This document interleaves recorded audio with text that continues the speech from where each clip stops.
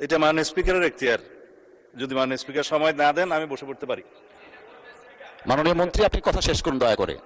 আপনি অনুমতি না দিলে this is my point of order. যদি আপনি পয়েন্ট অফ অর্ডারটা ফর্মুলেট না মাননীয় মন্ত্রী, আপনার কথা শেষ করুন দয়া করে।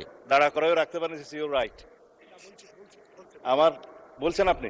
মাননীয় মন্ত্রী, আপনার বক্তব্য শেষ করুন দয়া করে। আমি সবাইকে সম্মান জানাতে চাই।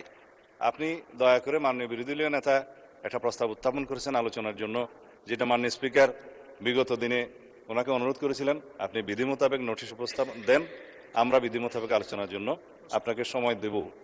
কিন্তু সেটা মাননীয় চিফ হুইপ যেটা বলেছেন যে আমাদের ট্রেডিশন অনুসারে যে প্রশ্নোত্তর পর্ব এবং ৭১ বিধির পরে এই জাতীয় মুলতবি প্রস্তাবগুলো নিয়ে নোটিশ উত্থাপিত হয়, সেই কথাটাই আপনি মাননীয় বিরোধী দলীয় নেতাকে বলেছেন।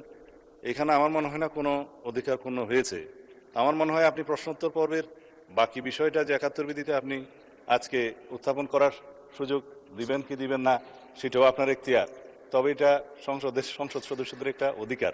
তো এরপরে যদি মাননীয় বিরোধী দলীয় নেতা তার নোটিশের প্রস্তাবটা উত্থাপন করেন, তার এগেনস্টে হয়তো আমাদেরও দু চার কথা বলার থাকতে পারে, সেটা আমরা পয়েন্ট অফ অর্ডার ফর্মুলেট করেই বলবো।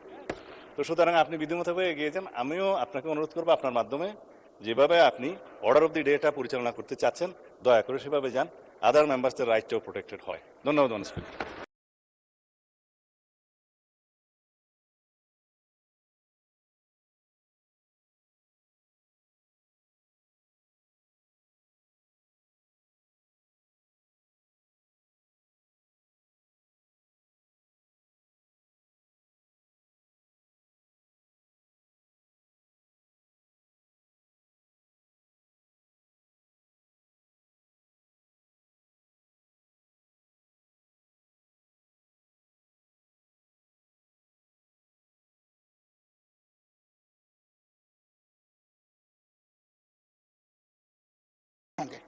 নোটিশে বিস্তারিত লেখা আছে।